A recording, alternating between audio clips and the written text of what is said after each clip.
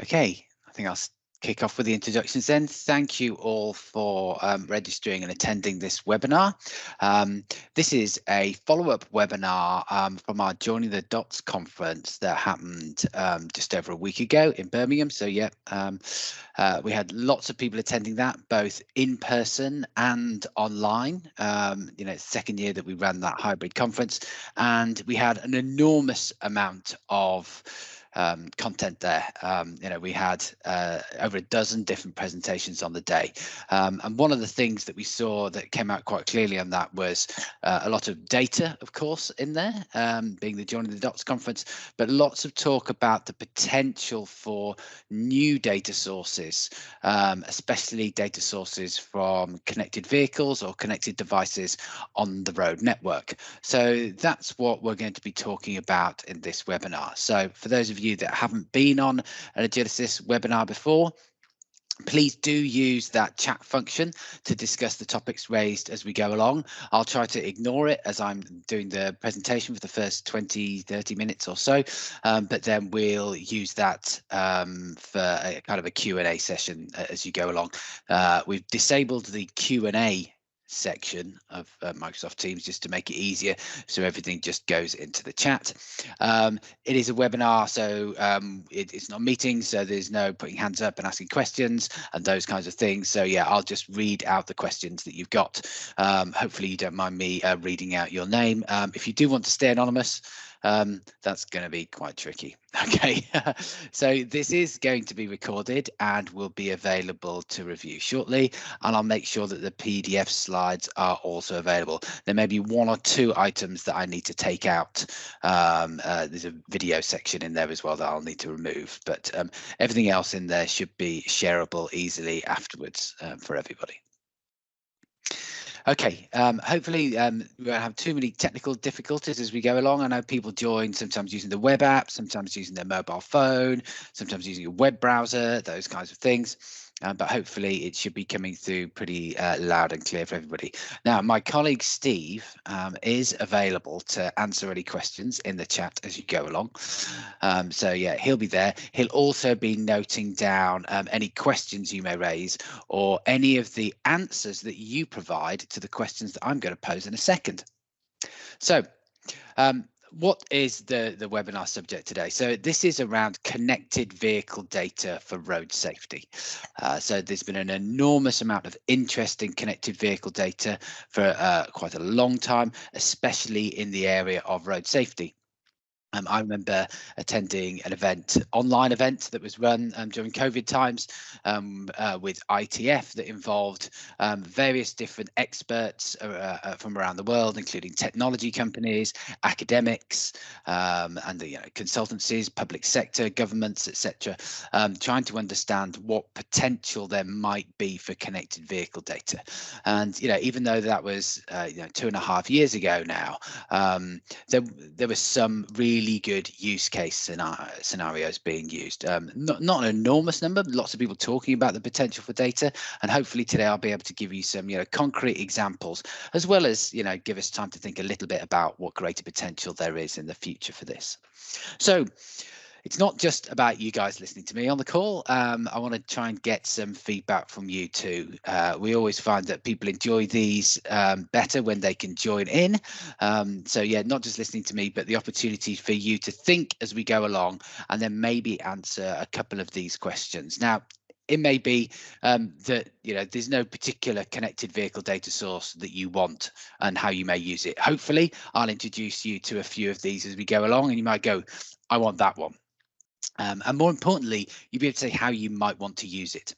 So we've got a mixture of people on this call here. We've got people from local authorities, from police forces, from road authorities, from governments. We also have lots of people in here from the commercial sector as well.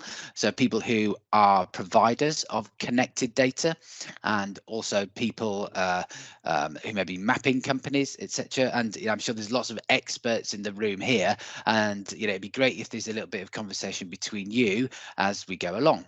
So that's the first question there, which is about what data do you want and critically, why would you use it? That's the really important thing. And then maybe you're already using connected vehicle data. Perhaps you don't realize that you're using connected vehicle data. I've got some examples already of how people are doing it already, but yeah, if people have got it and they've got a really great use case scenario, please do tell me. Now, because this is the webinar format and it's largely just me talking, you won't get to that opportunity to reply. But if you are interested in providing some examples on that, hey, look, we could even feature that in a future webinar ourselves. Okay, so let's move on to the presentation then. And I think it's really important to start by saying, what do we mean by connected vehicle? Okay, so I thought about this a little bit and looked around at some of the more trusted data sources on this, and there isn't a single definition that you can rely on unless you just want to go to Wikipedia and use that. But we do find that the term connected vehicle tends to be used more frequently alongside the word autonomous. So connected and autonomous vehicles, or CAV. That's a terminology that is very frequently used in the UK, for example. And I think that sometimes puts people off, and they think that, oh, all these connected vehicles, they've got to be autonomous as well. Perhaps they're, these futuristic self-driving vehicles. So they're going to be, happening in many years' time. But that's not quite true. The simplest explanation is actually a connected vehicle is one that receives and or transmits data. And there's loads of examples of those vehicles on the roads at the moment. So they're not just in the future, they're in the present as well. So the way that they connect is normally using a mobile phone SIM card. That's the most typical way of doing it. You may not even realize that it's in the vehicle that you've bought or have been driving for a number of years, but if there's some kind of interactive functionality between your vehicle and the internet, then it's a connected vehicle. How much of that is, you receiving information, or how much of it is transmitting data will depend entirely on the individual vehicle. And although you do get a user's handbook that tells you, how you check for tire pressures and how you,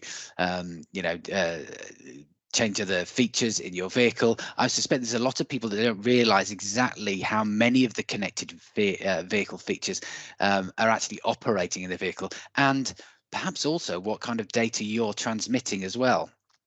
So when I'm talking about this connected vehicle data, I'm largely talking about the aggregated connected data. So I'm not really talking about accessing data for individual vehicles. I'm sure there's lots of collision investigators, maybe even one or two on this call here, who would really love to be able to dial in and see what was happening in the journey before an incident happened, etc. That's not the kind of connected vehicle data that I'm talking about. I'm talking about aggregated data that can help us understand generally what's happening on the road network. So, I said that it's not just the future, they're here now. So saw one report that said that in 2020, 62% of new cars were connected. I was staggered by that number. And that's going to be growing to 76% by, well, when they wrote that in 2022, they said that'd be by last year, and estimating that by 2026, all new cars will be connected. Now, whether that's every single new car, I'm not quite sure, but let's say, in the 99% range. And that, of course, means that there's going to be potentially a huge amount of data out there. Big data, vehicle data has often been referred to as the new oil, because people consider it to be that valuable. And there's certainly lots of commercial interest in this kind of data. But what we're really interested in is not necessarily making money from that, but it's how we can use that to help make the roads safer. So, first of all, I just want to talk a little bit about an example of connected vehicle data, just to try and help you instantly visualize how that could be used, and indeed how it has been used for a very long time. So here's an example of a map from Google, and I'm sure there's loads of you that use this information either on your web browser, on your Android device. Of course, Apple has systems similar to this as well, and this is using information from connected devices. Now, okay, they may not be connected vehicles, but this kind of data is collected by vehicles as well. So yes, this is Google using people's smartphones, but it's a useful system that allows you to see what congestion looks like right now on the road network. And your car and its sat nav can use that information to help you, choose diversions, either because a road's closed, so you can see that there's a road closed, in Belgravia there when I took this screenshot, but there's also some other areas of high congestion. So many of you will have been already using connected device data to help you navigate around blockages and traffic jams and things like that to try and smooth your journey. So there's one really good example of just simply transmitting and receiving data from a vehicle, from a user, and then getting something of value back in turn. So now I've introduced that concept, I wanted to talk a little bit about how connected vehicle can help road authorities. And here's one really clear example that I can see out there, and it's something that we spend a lot of time speaking to local authorities and police forces about. And it's about getting access to data about who's using the road network. So you can see two different examples of roadside sensors there. So the one on the left is a tube sensor. So tube sensors have been around for a very long time, really great for authorities if they want to get a snapshot of what's going on a particular road. So they can put that in place for a week maybe, and then they can get that information back. It's stored in the device itself generally. It's not sent off to the internet or anything. You have to get somebody to go and put down that survey, bring it back, process the files, etc. But it will give you highly accurate information about who's been using that road. And similarly on the right hand side, if you wanted to set that up as at a permanent site, that's an example. You can just about see those cutouts in front of that VW Golf of road sensors that are put in place. But again, they can be even more expensive. Those systems do tend to connect back to the internet, so you can access information on a web portal, see live traffic information, query that data. So yeah, lots of local authorities have these systems in place, but lots of local authorities don't have these kinds of systems in place. They do give that extreme high level of accuracy, give you a traffic profile, and by that I mean different types of vehicle. So you can get cars, or you can get goods vehicles, you can get motorbikes on there as well, and even bicycles, assuming that they're cycling over the sensor. And it gives you the ability to do some more detailed temporal analysis, so different types of day. But it's only a snapshot during the survey period, and you need to plan it really carefully. It may only be feasible on limited parts of the road network as well. It may be that you can't, put those tubes out on dual carriageways because, you just fail the health and safety test as soon as you try and put those things in place. And there's also a cost per survey. And while that hasn't actually changed that much over the years, hundreds of pounds for a survey typically, it still does cost a lot, and you have to make sure that you think about where you want the surveys before you order them, of course.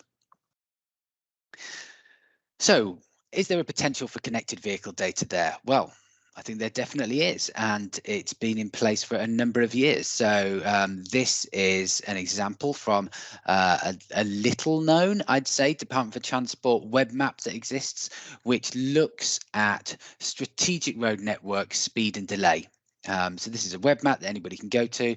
The link's probably just a little bit too small in that corner, but it will be included on the presentation slides. Oh, and yes, it is available in the white paper as well. I'll make sure we put a link into the white paper too. I'm sure lots of you are here because you heard about that white paper that was published.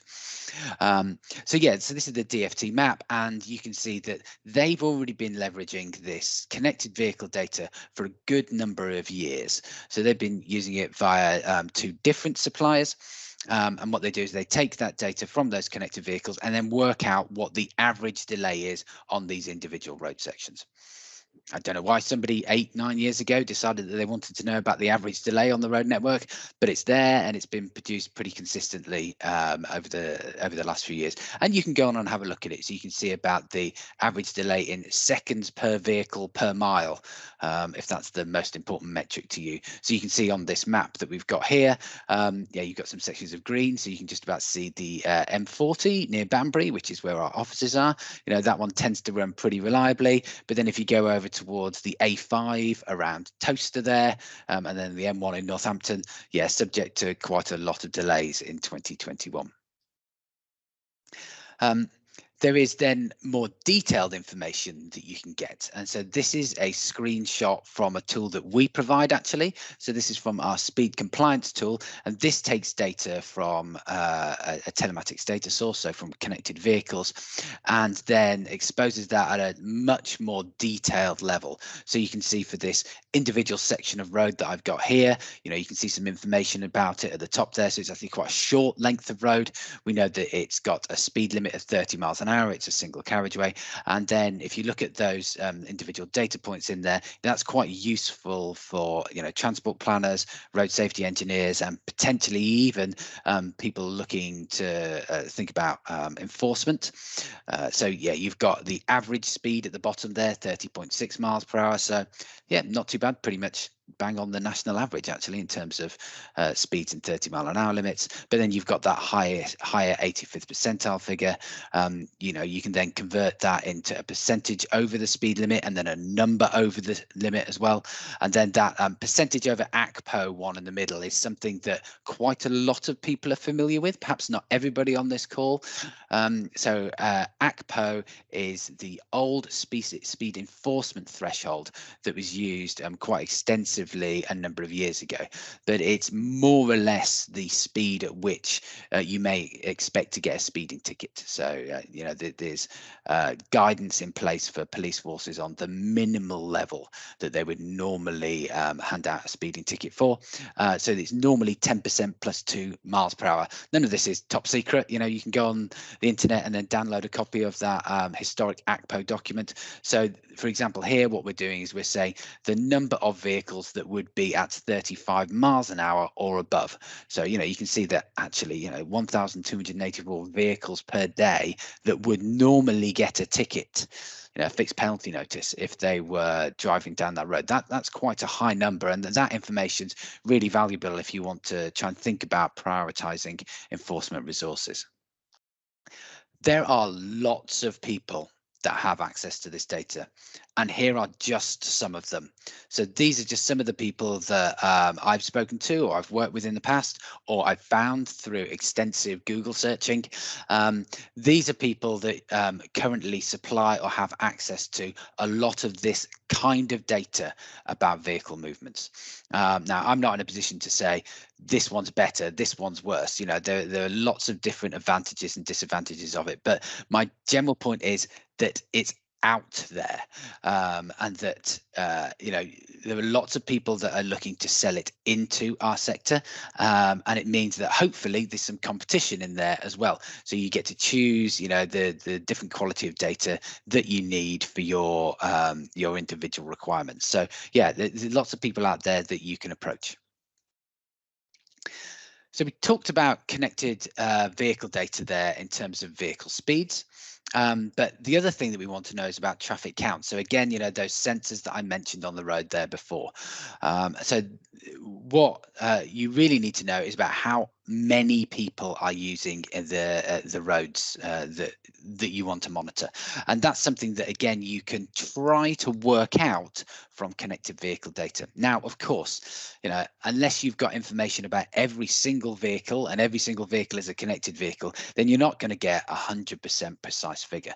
But what you can do is you can model some data, based on the raw vehicle count. So if I know that there were 20,000 connected vehicles that drove down a particular road every year, and that for the whole of the country, and then you've got some ground truth data, maybe from some permanent sensors, etc. What you can do is you can create models, and then you can create vehicle traffic count bands, and that's something that we've done within a number of our products and tools as well, and it's something that I'm aware that other people are looking at as well. So if you add together that speed and that traffic count information, suddenly that replaces a lot of that historic data that normally you'd have to go out and buy.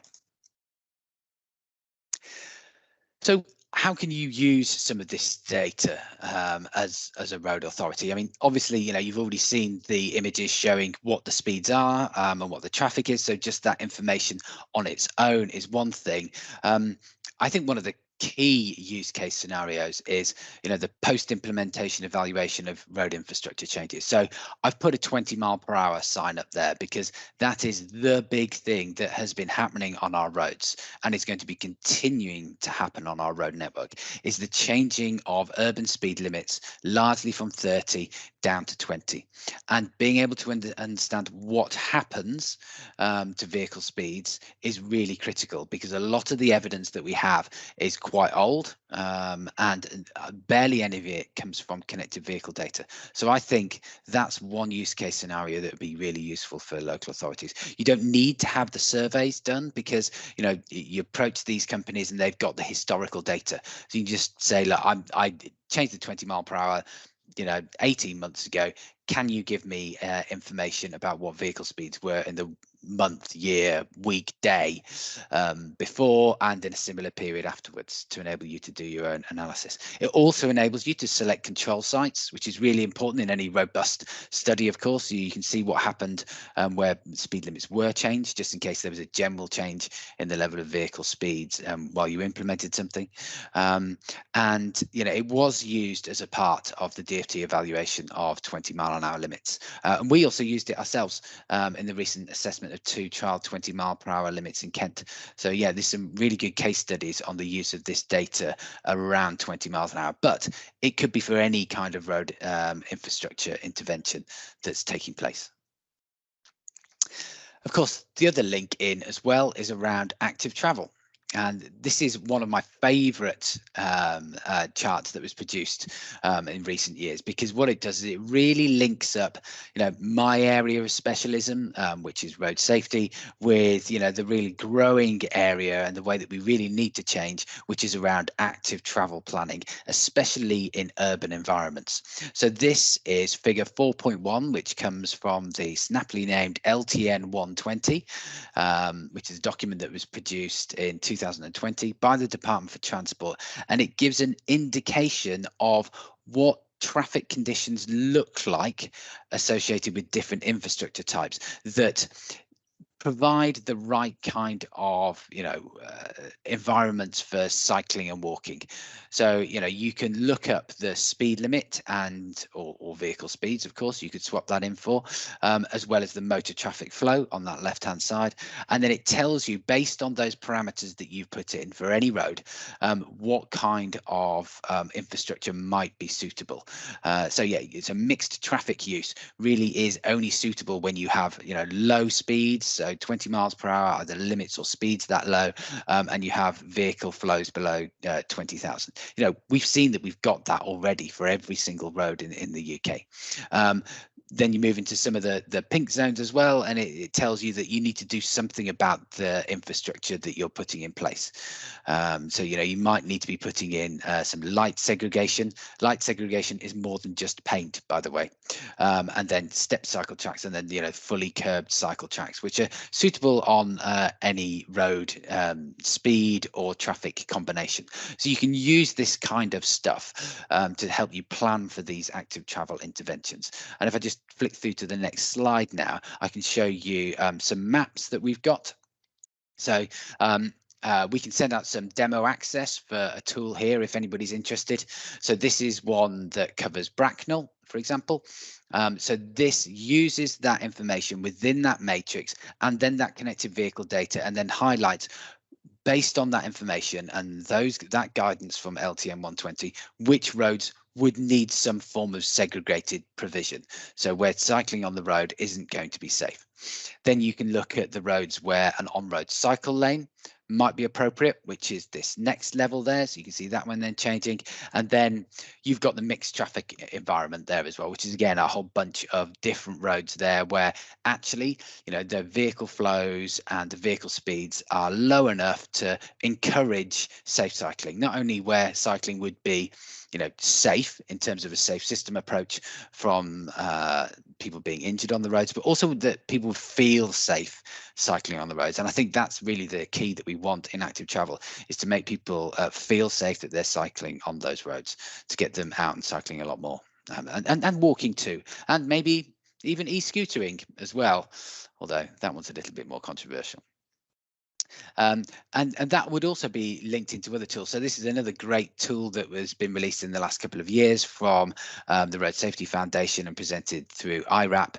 So you put in some of that same information across the top there about vehicle speeds, speed limits and traffic flows. And what that does is that tells you for lots of different infrastructure types. So this one is shared footways and cycleways, but there's other ones available there about what the star rating might be for road safety on that road network. So this is a global standard that's been applied across millions of roads over the last couple of decades.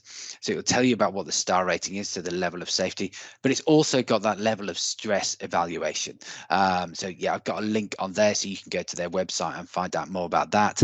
But again, that's about encouraging people to feel safe and be safe using different parts of the road network. And, you know, having access to data is really key in helping understand that. So let's move on to some other examples. So what I'm going to do here is show some information from a product that's been released by TomTom. So we should click through to this one next, and it should start to show a video. Okay, so this is an example of much more up-to-date information that can come from vehicles. So this is, you know, almost as live vehicle data.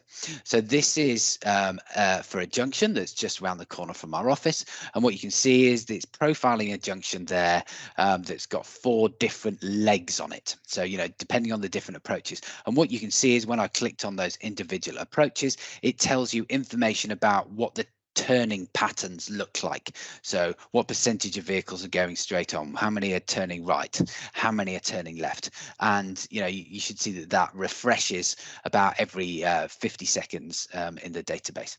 It also then gives you the historic data associated with that for lots of different metrics. So we saw traffic volume there. You can then see queue length. So, you know, more of a problem at 9 a.m., you know, queue length going back over 1,100 meters there. We can have a look at the average travel time through a junction as well. So you see that in the number of seconds or number of minutes in that one. And then it also tells you about the number of accumulated probes in there. That basically means the number of vehicles in that survey. So yeah, you can go back and you can have a look historically. You can see for individual days of the week, and you can access this often by a tool like this, or you can access it via an API. And the reason that I wanted to share this one is it's another example of a type of survey that authorities, road authorities, would normally want to undertake themselves for lots of different purposes. You know, obviously road safety purposes, but also planning as well. If you're thinking about developments and the knock-on event effects from that, you know, this kind of information can be used in modeling traffic flows as well. So, you know, instead of having somebody standing by the side of the road with a clipboard noting all the different vehicle movements, or even installing sensors, either sensors in the road or pole-mounted sensors or video sensors, etc. You know, you can commission these surveys that basically run live on connected vehicle data. So when I saw this, I thought that's absolutely fascinating. That's a great use of connected vehicle data that goes beyond just road safety and gives people an idea of other things that are happening.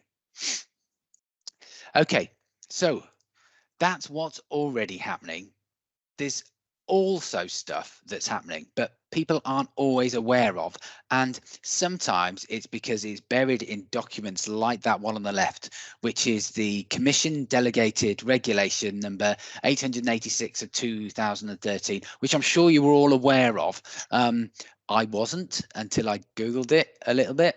So there is an EU delegated regulation that's been in place for a long period of time now, which is around trying to get those technology and those data companies to provide information free of charge to people who want to know about road safety, who want to know about road conditions. And there is the list of attributes that are supposed to be provided or should be provided or might be provided. So information about temporary slippery road from a connected vehicle, information about obstacles, debris on the road, unprotected accident areas, short-term roadworks, Reduced visibility, that's a tricky one, how they get out of that. Wrong way driver, that would be fascinating as well. Some exceptional weather conditions. I can imagine how you might get exceptional weather conditions out of a connected vehicle. If you were monitoring the wiper speed and then suddenly had lots of vehicles with really high wiper speeds on there, then that might tell you that's how it works. But the answer is I don't know. And there isn't an enormous amount of information on this. Now, I'm looking forward to speaking to people who do know about that, and there may be some experts in the room. I'm definitely trying to find out more about this because it's EU regulation that was in place before Brexit. In theory, that could mean that it applies to us. But I'm going to leave politics out of it for a moment. But there's definitely an idea that this information could be of use for many different purposes. Now, I did find one really good example of somebody using that. So I spotted within the Here marketplace. So Here are, arguably the world's biggest mapping provider. They can fight it out over with Google and TomTom if they like. I don't mind. But yeah, they've got a marketplace that allows people to sign up and access information. And in there, I spotted information that could be extracted from BMW. So BMW already publish that safety relevant traffic information, SRTI, which is the abbreviation that kind of covers what this regulation is trying to do. So yeah, you can sign up and get an API that gives you access to those kinds of bits of information that could be pushed out from BMW. But it's an API, which means that you've got to program it. So you've got to have a good computer geek in your room, and then you've got to access that and then put that into a system. I've not seen any examples of people producing outputs on that, but imagine if all of this information was pulled from all of these different connected vehicles. We talked about 76% of the new vehicles out there having that, and then providing some of this information back in a format that could be used by authorities for road safety and other purposes. I know there's some leaps that are happening there, and it may be, for those of us on this call, it's a little bit difficult, but there's definitely plans and some movement in place, and I think this could absolutely be the future to help us in a more short-term way, immediate way, identify hazards on the roads, and then maybe even feed those back to the end user. Of course, if you're in a connected vehicle that's collecting this information, and it started raining 3 miles down the road, the idea that you could get that beamed back to you would be really quite exciting. I think some advanced warning of problems ahead. So there's lots of other stuff out there as well, so I'm going to go through this list. So on the top left hand side there, we've got the SOS button or e-call system, which many of you will have in your vehicles. If you bought a vehicle since 2018, when that became mandatory, vehicles have got this system in place. I'm not aware of many applications of that data. In theory, this should be collecting information, perhaps even tens of thousands, hundreds of thousands, I don't know, records around the UK and certainly overseas as well, about where vehicle incidents have happened. So it might be where people were injured, it might be where people weren't injured, it may be when the airbag was deployed, maybe the airbag wasn't deployed, but it's telling us about something that's happening on there that means that there's other information apart from those police records. Wouldn't it be fantastic if we could have access to that information? So I was in a PACTS meeting last week in Westminster where there was talk about potentially how that information could be used. So, it'd be fascinating to see if we can use that to boost the information that we have about crashes on the road network. The top right-hand corner. So, yeah, this is an illustration from the Euro NCAP website. And what it's indicating there is, this pedestrian AEB data. So this is saying where we have pedestrians that cross in front of the road and the car detects it's a vehicle and then warns the driver, issues the warning, or maybe even does the braking for them. That would be a fantastic map. I've shown quite a few maps today. I'd love to see a map around pedestrian crossings or even informal crossings, which showed the locations where we're more likely to have AEB incidents. That would be really interesting and help road engineers learn a lot more about designing roads and designing safe infrastructure for pedestrians. Underneath that, we have an example from Mercedes. So, yeah, not just BMW that's using this data. So Mercedes did a presentation along with TRL at the Joining the Dots conference last year when we had that one in London about a road safety dashboard that they've been created. So, you know, you can look at the kind of information that they're producing, you know, hazardous situations with pedestrians, other vehicles and cyclists. Is this the same AEB kind of data? Is it some other more near miss information that's out there? You know, is just getting data from one OEM enough, or do you need to actually aggregate this together from lots of different OEMs to make sure that you've got the full picture? And then getting back to the bottom left-hand corner there is an example from a product that's already being offered to local authorities. So this is a product that comes via GAST and ACIN. So ACIN supply vehicle data systems for a number of different manufacturers. And what GAST have been doing, so many of you know who GAST are, they do lots of information on road assets, on road quality, road surfaces, etc. What they've been doing is they've been taking harsh braking data, so not waiting for the crash to happen, not waiting to see if there's an alert that's been triggered, but just using, you know, the G-force data within the vehicle to identify where there's lots of harsh braking going on. And then if this is used alongside other data sources, as well as visual surveys of the road, it can potentially help identify where crashes may be happening in the future. So we've talked loads about connected vehicles, and this is a webinar about connected vehicles, but I think it is important that we think about other road users as well. So this is an example that we became aware of recently. So it's from C-Sense, who also presented at the Joining the Dots conference. I'm not going to go into any detail on what their product is, but they have information from effectively connected cycles and potentially e-scooters as well. So they've got technology that goes into bike lights at the moment. So it doesn't need to be a particularly fancy bike. Any bike can have one of these lights on them. And what that does is it's a GPS device. It's got an accelerometer in there, and they then connect that information back so that they can create wonderful maps like this. So this is Edgbaston in Birmingham. So Edgbaston Cricket Ground is just to the top of that map there. And what this is showing is it's showing cycle speeds on different parts of the network. So you can see on those light coloured areas, that's where you get the highest vehicle speeds, and on the darker red colours, and then even further, that's where you get the slower vehicle speeds. But that's just one of the maps that I could have shown you. You could have seen harsh braking, you could have seen swerving, you know, you can see lots more information. So bringing in lots of different data sources for different types of road users seems like that would be entirely sensible if we want to understand what's going on the network. So what does all of this mean? Well, there is potentially a wealth of data out there. So other sources of data that we haven't tackled there, but I know that is available. So sign detection, for example, you know, lots of connected vehicles have cameras in the front. They can pick out locations of signs. That's really interesting. You know, we've talked about AEB activation, but, you know, or ABS is a potential as well. Harsh braking. Near miss is an interesting one. You could consider AEB to be a near miss, or sudden swerving movement might be a near miss. Is there anything that we can get on surface condition? Could you get vibrations to identify where a pothole is or something like that? You've got a slight problem there in that drivers tend to avoid potholes. I know cyclists definitely try to avoid potholes because the consequences are much worse for them.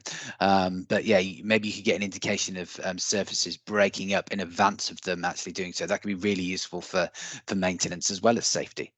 But yeah, there's that question on the right there about what about vulnerable road users. So there's potentially a lot of information out there. How much of this is really being used? So we talked about those bike sensors.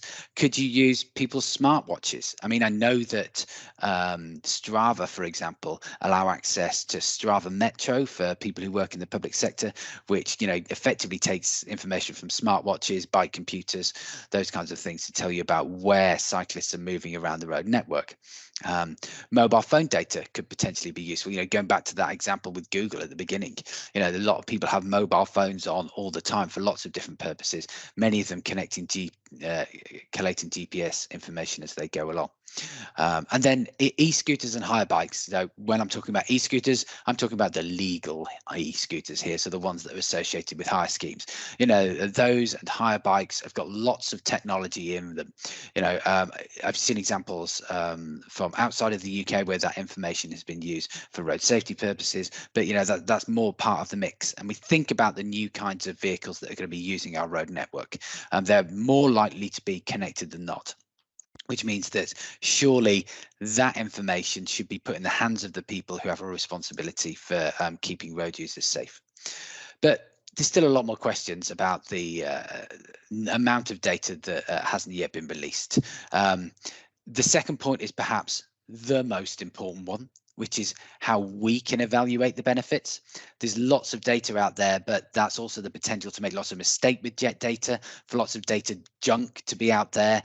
And while there are great technology providers and companies that are giving access to this information, it needs to be down to those, those road authorities, those people who are responsible for keeping people safe on the roads, that understand the true benefits of that. So that's really critical with these new data sources. But then there's still some traditional data sources we need. So I mentioned those traffic surveys right at the beginning. They're really useful because they do break down those individual road user types. And there aren't many connected motorbikes out there at the moment. So that's definitely a data source that tends to be missing at the moment. So yeah, coming back to one of the questions that I asked there, right at the beginning, what would you do with the data? So what data would you like? What would you do with the data? And then are you doing any of the data? Are you doing anything at the moment? So that's the end of the presentation. What I'm going to do now is I'm going to look through all of the chat messages that came through and try to see if I can just highlight some of the points that people were making there and answer any of the questions. As I said, if there are some examples of how you're using it, or how would you like to use that information, please do say. I can see there's a lot of technology providers that are on this call that are talking about their offers and services, and I know that a lot of them would love to demonstrate what they have available, and they are the experts in the data as well. My role is to try and understand what's happening there and then help people use this information at a local level. I'm not that technology expert, but some of those people are on this call too. So what I'm going to do is I'm going to stop sharing on that and then have a look through the list that I hope has been presented up there. Right, Steve. So I can see 3 questions in there. So I can see the first one from Pete Bethel. Hi, Pete. So yeah, was I implying that ACPO guidance is no longer used? I think what I was saying in that point was that the ACPO guidance is quite historic. I think there are lots of police forces that still use it, and I'm pretty sure that the minimum is still always applied for. But yeah, it is largely still in place. Okay, let's have a look at the next one, which was on there. So yeah, Paul Bartley asked whether the TomTom data was free of charge. I know that there are people from TomTom on here, and they may have put things in the chat. It's not, I mean, none of this data is necessarily free of charge, but I do know that TomTom allow an evaluation, so you can go on and you can have a look at that, some of that information, so you can definitely contact with those people and then see what kind of information they've got available and evaluate that. And I'm sure that goes for a lot of the other data suppliers as well. Yeah, we can make sure that there is a link on the website. I think it's TomTom traffic stats that you can Google for, and then yeah, you can just sign up, and I think it's a month trial. It's only access to historic data from 2021, I think, off the top of my head. Okay. Let's just have a look and see whether there is anything else on there. Oh, good. We've had loads of people in. So thank you to Irene, to Mike, to Preeti. Wow. Edwin as well. Fantastic. It's great that you guys have been here to put some comments on there. Now, Steve Giles did said that's the best kept secret in transport planning. Now, was that relating to some of the vehicle movement data and the fact that actually the best kept secret in transport planning is people by the side of the road with clipboards? That could well have been the thing that I was talking about at the time. Yeah, it's amazing how much of the data that we rely on so much at the moment is still coming from manual data sources. So if we can think about how we could use some of this connected vehicle data in the future, that would be great. Okay, just looking through, see if there is anything else. Nobody's volunteered any particular must-haves in terms of the connected vehicle data that you want and why, or necessarily what you're using. We've got a couple of minutes left on the call. If anybody does want to put any more questions in there, I can try and fill some time for a little bit longer. I mean, in terms of what I'd like to see, I'd like to see that EU regulation being put in place and being made available to people in a usable format. We spend a lot of time talking about the value of raw data, but believe me, when you're talking about connected vehicle data, you don't want raw data because raw data is absolutely massive. What you want is experts to be able to translate that data into something that's meaningful. I wouldn't say over-processed, but it would definitely be something that would allow you to understand what's happened and then think about how that will work alongside with any of the other data that you have. So, you can imagine layering up lots of different data sources for an urban location around, cycle use and vehicle speeds and cycle speeds alongside each other, see what those differences are, and then think about some of that harsh braking and does that coincide with cyclists or even pedestrian movements? Would it be possible to use things from connected CCTV cameras, for example? I know that's slightly out of scope of the conversation here about connected vehicle data, but there's lots of companies out there. So Vivacity, well, one of our sponsors, are joining the dots as well. They do lots of information with video cameras that help to detect the presence of pedestrians and cyclists. So layering up as much of this information as possible would be fantastic. Okay, just seeing if there's anything that came up for. So John Mather has said that he'd like to see collision rate data for sections of the network. So looking at that traffic flow versus collisions. Yeah, that is an interesting one. So in terms of road safety, we spend a lot of time trying to analyze the location of crashes. But if you're looking at an individual section of road and you see there's 5 crashes on it and there's 10 crashes on another road section, how do you know which one to treat? Normally you'd think, well, it's the one that's got the most number of crashes on there. But if that's got 10 times the amount of traffic on it, then that would actually mean that it's a safer road section. So understanding collision rates is critical, which is why you need that traffic flow data that I showed you on the map. So yeah, I think that's a good example of how that information could be used. To see if there's any more messages that have come through. Okay, well, look, if there is anything else that anybody thinks of or any comments that you've got, please do send them through. As I said, we'll make sure that we send through a copy of this video in case you want to rewatch it again. Or if you want a copy of those presentation slides, we'll make sure that they're sent through to you too. But yeah, it'd be great if we get feedback on anything that's valuable to you, or the kinds of things that you'd like to be able to see in future. So yeah, thank you all for coming along, and I hope you enjoy the rest of your day. Goodbye.